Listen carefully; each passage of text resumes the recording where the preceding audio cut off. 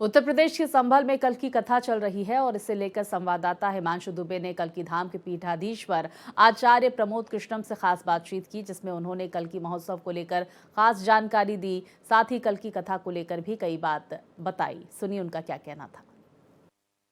उत्तर प्रदेश के संभल जिले में कल्की महोत्सव की शुरुआत हो गई है। हमसे खास बातचीत करने के लिए कल्की धाम के पीठाधीश्वर जो हैं आचार्य प्रमोद कृष्णम जी हैं। महाराज जी, सबसे पहले तो बहुत स्वागत है आपका भारत एक्सप्रेस पर। धन्यवाद जी। जिस तरीके से ये पूरा कार्यक्रम आपकी तरफ से आयोजित किया जा रहा है, 7 दिनों का ये पूरा कार्यक्रम है, क्या कुछ खास इस पूरे 7 दिनों में आप देख रहे हैं? देखिए, भगवान श्री कल्की नारायण का अवतार इस धरती पे होगा, ये पुराणों में लिखा है। पुराणों में लिखा है कि भगवान का अवतार होगा और गंगा और रामगंगा के मध्य होगा। और आज तो एक विलक्षण बात श्रीमद् जगतगुरु पूज्यपाद रामानंदाचार्य रामभद्राचार्य जी ने व्यासपीठ से कही है कि ये वो गांव है, इस गांव का नाम है चोड़ा कम्बो। तो उन्होंने कहा है कि भगवान कल्की की जो माता है सुमति माता, उनका पीहर है ये, उनका जन्म इस गांव में होगा, ये पुराणों में लिखा है। उन्होंने कंबोज शब्द पर बात की कि ये पुराणों में लिखा है, शास्त्रों में लिखा है कि भगवान कल्की नारायण जिनके गर्भ से अवतार लेंगे तो उनकी माता सुमति माता का पीहर ये गांव है। ये मैंने नहीं बोला है, ये श्रीमद् जगतगुरु रामभद्राचार्य जो विश्व के एक ऐसे जगतगुरु और ऐसे संत हैं कि जिनकी वाणी में सरस्वती का भी वास है और जिन्हें दिव्य दृष्टि प्राप्त है। तो ये एक बड़ा संयोग है कि इसी गांव में श्री कल्की धाम का निर्माण हो रहा है। मतलब जिस गांव में श्री कल्की धाम का निर्माण हो रहा है, जिस श्री कल्की धाम का निर्माण हो रहा है, यहाँ प्रधानमंत्री जी 1 वर्ष पहले आए थे, पिछले वर्ष, और प्रधानमंत्री जी ने यहीं बैठ के शिलान्यास किया था। और आज ये मंदिर का निर्माण हो रहा है। मंदिर का निर्माण अपनी जगह है, वो चल रहा है, लेकिन विश्व की पहली श्री कल्की कथा, पहली कल्की कथा 5000 साल पहले गीता का उद्घोष हुआ और वो हजारों साल से आज हमारे बीच में चल रही है। कल्की कथा का उद्घोष भी गीता जयंती के अवसर पे हुआ। तीसरा विषय ये है कि भगवान के अवतार से पहले उनकी कथा, ये दुनिया की पहली ऐसी कथा है जो भगवान के अवतार से पहले हो रही है और वो श्रीमद् जगतगुरु रामभद्राचार्य जी के श्रीमुख से हो रही है, उनके मुखारविंद से हो रही है। तीसरी एक बात है, बहुत बड़ी बात आज यहाँ से उन्होंने उद्घोष किया, व्यासपीठ से उद्घोष किया कि भगवान श्री कल्की का अवतार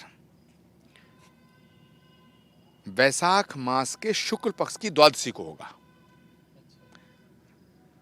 वैशाख मासे शुक्ल पक्ष है, वैशाख मास के शुक्ल पक्ष की द्वादशी को होगा।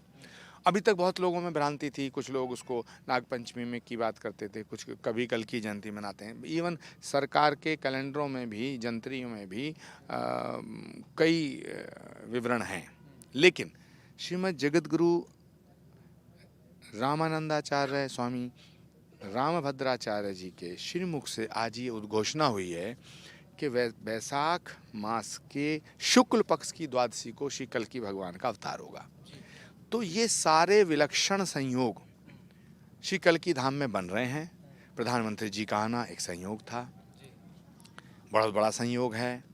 श्री कल्की धाम का निर्माण, श्री कल्की कथा का शुभारंभ, श्रीमद् जगतगुरु जी का आना, व्यासपीठ से ये घोषणा करना, इस गांव में भगवान श्री कल्की नारायण की माता श्री का जन्म होगा और ये पुराणों में लिखा है। ये तो बहुत अद्भुत और चमत्कारिक उद्घोषणा है।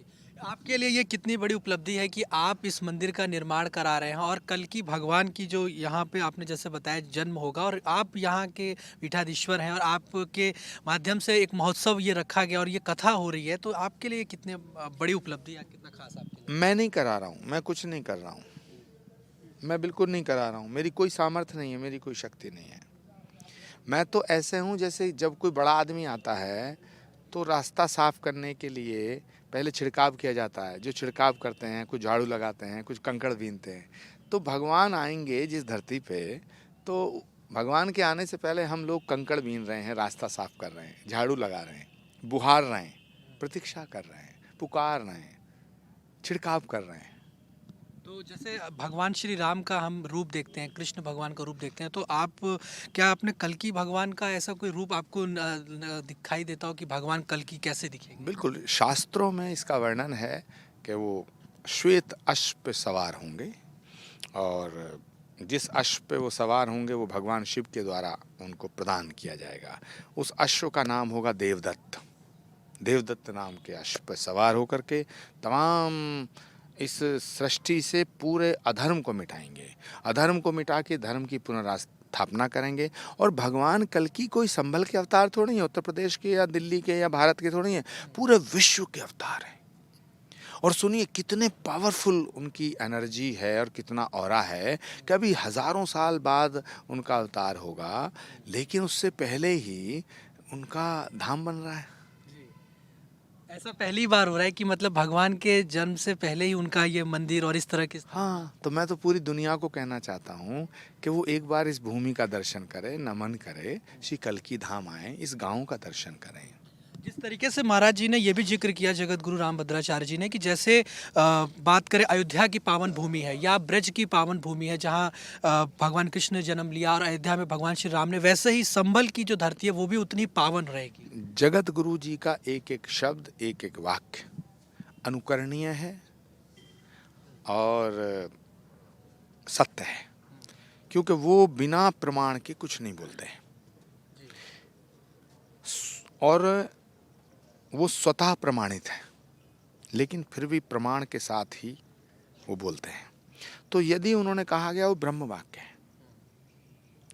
मैं तो ऐसा मानता हूँ जो श्री रामभद्राचार्य जी महाराज जो भी उच्चारित करते हैं वह ब्रह्म वाक्य है। तो भगवान श्री कल्कि का अवतार होगा, ये सुनिश्चित है, पुराणों में लिखा है। इसी भूमि पे होगा, ये भी सुनिश्चित है, पुराणों में लिखा है। आज एक नई बात पता चली है कि भगवान श्री कल्कि नारायण की माता सुमति माता श्री का जो पीहर है वो ये गांव है। ये पुराणों में, ये शास्त्रों में लिखा है। ये बताइए कि जो 7 दिनों तक ये महोत्सव चल रहा है, इसमें क्या क्या आप लोगों की तरफ से खास रखा गया, या जो श्रद्धालु आ रहे हैं या जो संत महात्मा आ रहे हैं उनके लिए क्या व्यवस्थाएं, किस तरह का अरेंजमेंट? ये हजारों संत, देश के कोने कोने से हजारों संत यहाँ आए हुए हैं, प्रवास में हैं। नित्य वंदन आरती होता है, उनका भोजन प्रसादी होती है, प्रतिदिन यज्ञ होता है, आहुतियाँ लगती हैं और सत्संग होता है, श्री कल्कि की कथा होती है और आनंद आ रहा है, आनंद बरस रहा है, परम आनंद की अनुभूति हो रही है। मुझे लगता है राष्ट्र के लिए, सनातन के लिए, पूरे देश के लिए, पूरे भारत के साथ साथ पूरे प्राणी मात्र के लिए श्री कल्कि कथा का श्रवण बड़ा सौभाग्य का विषय है। और जो श्री कल्कि कथा सुनेगा, जो भी सुनेगा, उसके जन्म जन्मांतर के पाप कट जाएंगे और उसका जीवन सफल हो जाएगा। सनातन की बात करें, सनातन हिंदू एकता को लेकर जो अभियान चल रहा है, पूरे देश भर में जो साधु संत एकजुट हैं और सनातनियों को आज जागरूक कर रहे हैं, एकजुट कर रहे हैं, आपको लगता है कि ये जो कथा हो रही है या ये जो महोत्सव हो रहा है, इसके जरिए हम एक बड़ा मैसेज सनातनियों को और एक एकजुट करने में एक मदद होगी? ये परमात्मा की इच्छा से हो रही है, ये किसी व्यक्ति की इच्छा से नहीं हो रही है। खुद जगत गुरु जी ने व्यासपीठ से बोला है कि मुझे भगवान ने भेजा है। और आज उन्होंने बड़ी विलक्षण बातें कहीं। श्री कल्कि भगवान के अवतरण दिवस के ऊपर जो भ्रांतियां थीं वो सब मिटा दी। आज कई बड़े बड़े संत महात्मा भी यहाँ आ रहे हैं, कई बड़े अतिथि भी आ रहे हैं। सभी आ रहे हैं। पूज्य स्वामी अवधेशानंद जी महाराज आए, पूज्य स्वामी बालकानंद जी महाराज आए, स्वामी कैलाशानंद जी आ रहे हैं, आज सुधांशु जी महाराज आए और सब लोग आ रहे हैं। कैलाशानंद जी भी आएंगे, ज्ञानानंद जी को भी आमंत्रित किया है। अखाड़ा परिषद के राष्ट्रीय अध्यक्ष हमारे जो हैं रविंद्रपुरी जी महाराज, सभी आ रहे हैं। गोवा से ब्रह्मेशानंद जी महाराज, ब्रह्म ऋषि कुमार स्वामी जी महाराज, ऋषिश्वरानंद जी महाराज, सभी लोग आ रहे हैं। देश के कोने कोने से संत आ रहे हैं और संत आनंदित हैं और सब बहुत खुश दिख रहे थे, जिस तरह से लोग नाच रहे थे, गा रहे थे और एक अलग ही उत्साह लोगों में। बिल्कुल, भगवान जहाँ आएगा उस पर कौन नहीं नाचेगा। जी, एक अंतिम सवाल लूंगा, मंदिर की बात करें तो मंदिर कब तक बन जाएगा, क्योंकि श्रद्धालु जो हैं, जो भक्त हैं, वो तो इंतजार कर रहे हैं। 1 साल से निरंतर काम चल रहा है और रात को भी काम चलता है, 2 शिफ्टों में काम चलता है। ये भव्य और दिव्य मंदिर बन रहा है। श्री कल्की धाम का जो गर्भगृह है वही 4 एकड़ 5 यानी कि 4.5 एकड़ में है। ये भारत का बहुत बड़ा गर्भगृह है, बहुत बड़ा। उत्तर दक्षिण दोनों देखा जाए तो इतना बड़ा गर्भगृह कहीं देखने को नहीं मिलता। 4.5 एकड़ में इसका गर्भगृह है और इसकी ऊंचाई 171 फीट है।